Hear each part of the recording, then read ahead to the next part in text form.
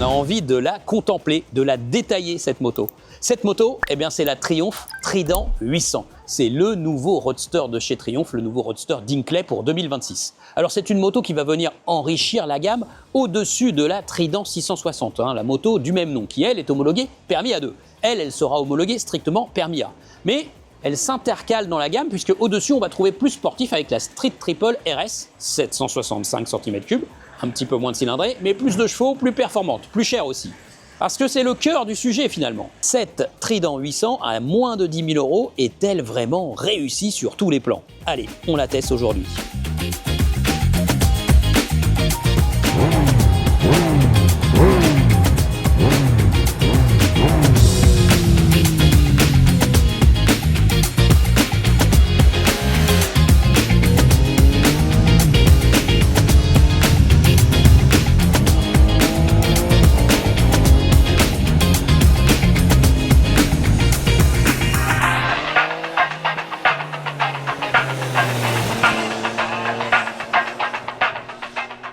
Bon voilà, allez, on va faire un petit plateau technique, faire le tour de cette nouvelle Triumph Trident 800. Tout d'abord, la ligne générale de la moto. Vous voyez, on est bien dans l'esprit de la Trident 660. C'est un copier-coller du design. La moto, elle est un petit peu plus valorisante parce qu'elle est un petit peu plus grosse, on va dire, un petit peu plus volumineuse, mais c'est vraiment le même style. Vous remarquerez à l'avant le phare rond. Bah oui, là on n'est pas sur le style Street Fighter manga, on a un phare rond avec une belle signature lumineuse et puis Triumph a posé sa marque devant bien sûr, et puis on a un petit saut de vent d'origine, un petit sabot d'origine. Bref, voilà, ça c'est pour la ligne de la moto. Toutes les motos comportent les jantes peintes en or, ça fait un petit peu plus classe. Au niveau de la finition générale de la moto, c'est plutôt bien. Évidemment, on trouve tout de suite des petites choses à redire. Par exemple, ces vernis au niveau du réservoir, là, les tableaux de bord, le sticker, cet autocollant-là. Mais par contre, si on se déplace jusqu'ici, on va constater que là, c'est plus verni. Non, là, c'est fini. Et puis ailleurs, non plus, sur la coque arrière, ça ne l'est plus. Voilà. Et puis, bien sûr, il y a des petites économies de part et d'autre. Je vais vous en parler juste après. Alors, le moteur, 3 cylindres en ligne, 798 cm3. C'est exactement le même moteur que la Triumph Tiger Sport 800. Ils ont mis ce moteur tel quel dedans. Une petite retouche au niveau de la map. C'est tout, voilà, rien d'autre. Donc, il développe 115 chevaux à 10 750 tours minute, 84 Nm à 10 500 tours minute, et il ne sera pas homologué permis A2. C'est un strict permis A. 3 papillons d'injection, en fait, c'est pour un meilleur remplissage moteur. Et c'est vrai qu'on remarque que ce moteur, d'ailleurs, il fait un très très beau bruit de boîte à air comme d'échappement. Suspension avant-arrière Showa. Les suspensions sont ajustables. On le voit au niveau du fourreau gauche. Quand vous modifiez les réglages de fourche sur la gauche, ça agit de toute façon sur l'ensemble de la fourche. En compression et en détente, s'il vous plaît. Amortisseur arrière Showa également. Et on ne le voit pas très bien, il faut se pencher sous la moto, mais il est monté sur biellette. Voilà, pour avoir un petit peu plus de travail en souplesse. Et là, par exemple, cette moto, elle est très freinée, parce que sur ma moto, on pouvait remonter à l'arrêt, il y avait de la course morte, là, il n'y en a plus du tout. Complètement fermée, celle-ci. Le tableau de bord, c'est un tableau de bord LCD TFT, donc un mélange chez Triumph. C'est ce qui permet aussi d'abaisser un peu les coûts. Il est rond, comme le phare, finalement, et donc il adopte un style un petit peu rétro aussi, mais il est assez complet et plutôt lisible, même si les chiffres sont un petit peu petits. Électronique, accélérateur ride-by-wire, s'il vous plaît, qui va commander en fait un papillon par cylindre. Il y a 3 papillons sur cette moto.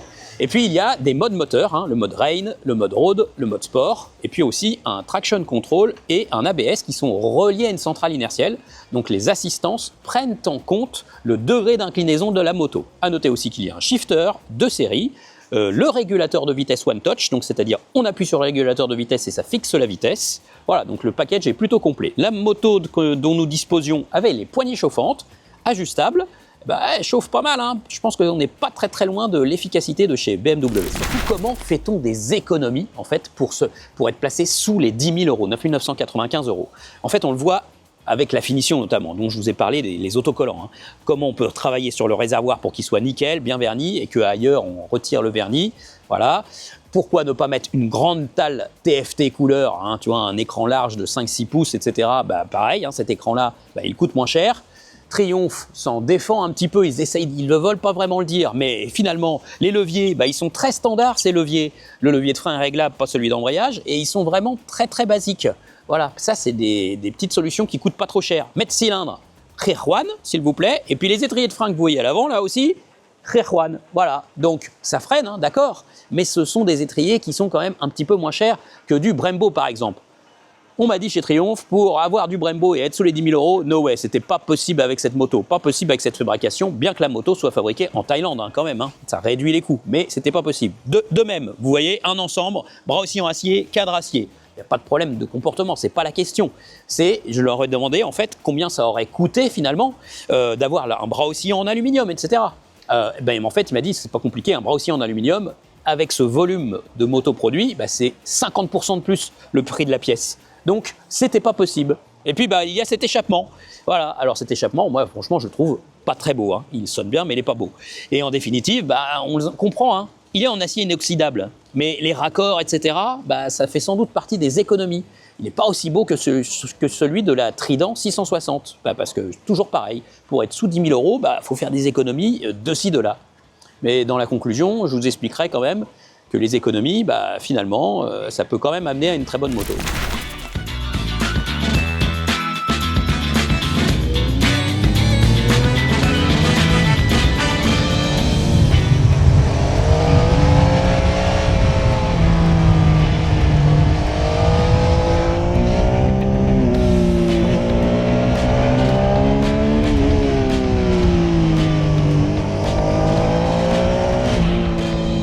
De se faire une petite portion de route rien que pour nous, il n'y avait que nous sur la route fermée, route only for Triumph. Ouh, c'était quand même très sympa.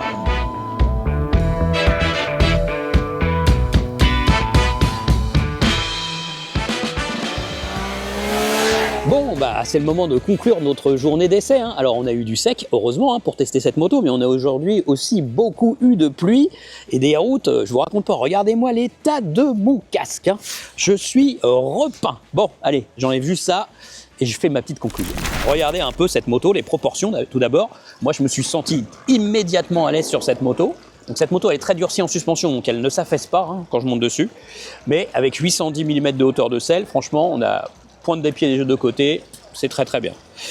Et c'est une moto qui va être finalement accueillante pour beaucoup de gabarits, on l'a vu. Hein. Il y avait des grands lors de cet essai, des personnes de plus petite taille. Finalement, tout le monde se sentait à peu près à l'aise sur cette moto. Bon, cette Trident 800, finalement, pour moi, c'est aussi une réponse de Triumph. Une réponse de Triumph, en fait, à la concurrence japonaise, puisqu'elle va aller chercher les Japonaises sur leur terrain, le roadster permis A sportif mid-size, mais aussi grand public. Hein. Donc elle va directement aller chercher la Kawasaki Z900 par exemple, qui coûte un petit peu plus cher, 10 490 €. Elle va aussi aller chercher la Yamaha MT-09 qui est encore plus chère, mais elle va aussi aller concurrencer par exemple une BMW F900R qui a beaucoup progressé dans les chiffres de vente en ayant été replacé au niveau du prix en 2025. Donc c'est une concurrente un peu de toutes ces motos-là, et sous les 10 000 € bien sûr, pour 115 chevaux, permis A. C'est aussi un message pour l'industrie chinoise qui n'arrête pas de monter en Europe, qui n'arrête pas de grimper.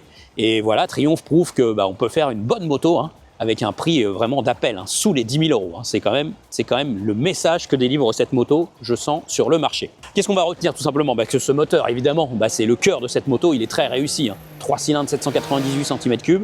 Et il est orienté sur le couple et l'agrément. Donc ça, c'est super sympa. On a beaucoup de souplesse. Et franchement, on est sous les 3000 tours. On est en 3e, 4e. On visse la poignée. Et ce moteur, il repart. Et il repart avec beaucoup d'énergie. La boîte à air est sonore. On entend bien l'échappement. Ça monte. Et franchement, c'est très, très, très sympa.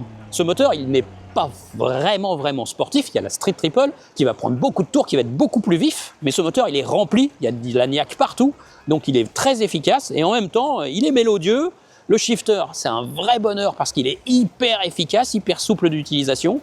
Donc ça, c'est très très réussi de ce point de vue. Hein. On ne va pas regretter grand-chose au niveau du moteur. Il y a des petites vibrations quand on maintient un peu les gaz qui se propagent dans les poignées ou les repose-pieds. C'est léger, mais franchement, ça le fait bien. La partie cycle, elle est efficace, très agile cette moto. 198 kg tout plein fait. Franchement, on a vraiment l'impression qu'on est sous les 200 kg hein, parce que c'est vraiment agile. Les suspensions, elles font bien leur boulot, elles sont bien accordées. Mais c'est vrai que elles ont un petit défaut, c'est que le freinage, à cause de son mètre cylindre, je pense, qui est un peu basique, eh ben, il a une attaque un petit peu raide. Il attaque un peu trop franchement. Donc quand on attrape les freins, hop, ça fait un peu plonger la fourche. Donc ça, c'est un petit peu regrettable. Mais sinon, la suspension est bien accordée, elle est relativement confortable. Moi, je pense que la Z900 est un peu plus confortable en termes de suspension et de selle, par exemple. Mais vraiment, on joue sur l'épaisseur du trait. Hein. C'est déjà très très bien. Donc c'est un très bon comportement. Elle est bien chaussée d'origine avec des Michelin Road 6. Mais bon, moi, j'aime pas chez les Michelin, c'est qu'ils tombent un peu. Et c'est que c'est un pneu qui augmente l'agilité des motos. Il n'y a pas besoin. Hein. On gagnerait sans doute à avoir des pneus premium, d'autres pneus premium chez Bridgestone, chez Pirelli. Et elle serait très très bien aussi, cette moto. Donc c'est une moto pas très sportif, pas complètement sportif de philosophie, on est en dessous de la Street Triple, mais on est vraiment aligné sur la Kawasaki Z900, je pense que c'est sa rivale de choix, et puis la MT-09. Et puis c'est une moto qui a un super ratio entre efficacité, agrément au quotidien, performance. On fait un peu tout avec cette moto, elle est vraiment très bien. Là, il est vraiment temps que je conclue parce que je suis en train vraiment de prendre la sauce. Bon, dites-moi ce que vous pensez de cette Triumph, sous les 10 000 €, fabriquée en Thaïlande, c'est pas grave. L'essentiel, c'est les qualités de cette moto. Est-ce que vous pensez qu'elle a une belle place à se faire au soleil en 2026 parmi les roadsters? Allez, dites-moi tout. Ciao.